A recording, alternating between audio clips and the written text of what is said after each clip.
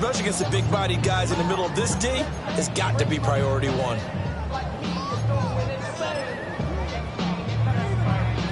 In need of a 3rd and 10 conversion to keep this opening drive of OT alive. That's Dragon 60.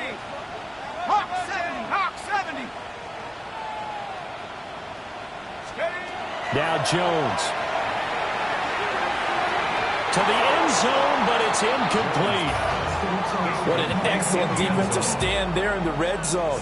Nice tight coverage. They certainly recognized how important it was to bring up 4th down here. Of 28 yards attempt. And his kick is indeed good, and they have regained the lead.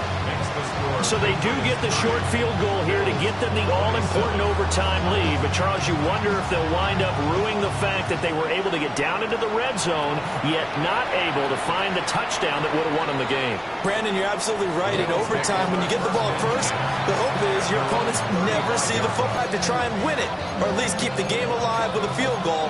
And I'm getting a dictionary out to look up ruin. The Bills come to the line to start their next drive. Well, it's pretty simple now. They need a field goal out of this drive to extend overtime, or obviously a touchdown will win it.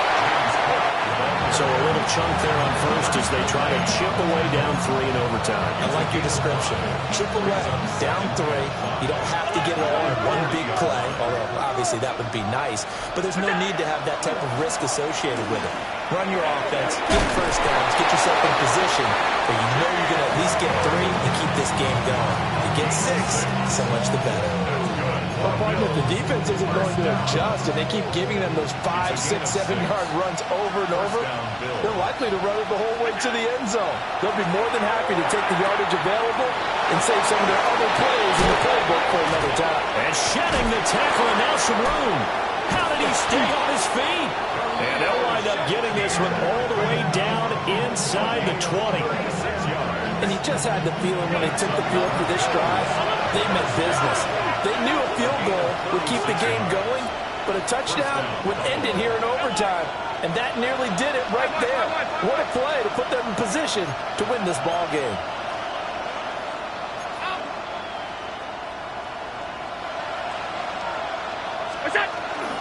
First down, here's the run with Cook. And that play going absolutely nowhere as he's belted before he could get out of the backfield. Some of the big boppers in the game traditionally have been safeties, and he certainly fits that mold. He lets his pads do his talking. Allen. Got a man over the middle, and it's complete. And the Bills are going to have a 1st and goal coming up as the tackle made at the 3-yard line. Part of the reason we're in overtime, all the interceptions he's thrown in this game, but that was a good throw right there. Hey, he's really not daunted, is he, partner? I mean, it's been interception palooza for him, and he's still pushing it downfield, trying to make a play, and he was successful on that throw.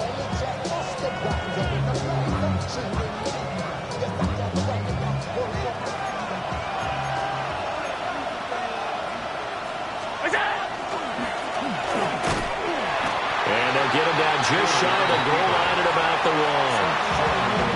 Now a timeout called for by the offense. That's their 2nd and last timeout here in the overtime session. We'll be back. 2nd and goal from the 1.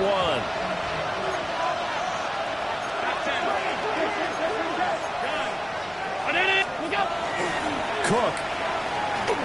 And he is in for the score.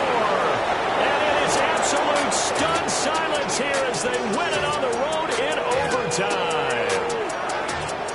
And for the visitors, it is going to be a happy flight home. It is always such a treat, Charles, in the NFL when you can go on the road and get a victory, and that's exactly what they accomplished here today. Oh, the trip home so much sweeter, isn't it? All the noise they heard before, how tough it is to win on the road, how tough it is to play in this stadium, how hyped up that crowd's going to be. They just used it as fuel, came in full confidence, believed in themselves, and got it done.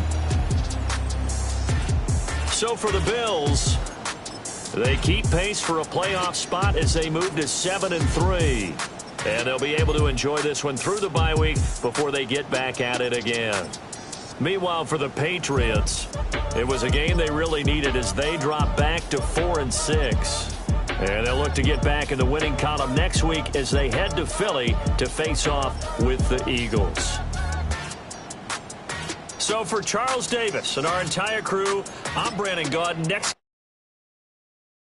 Do you have the time to listen to me whine about nothing and everything all at once?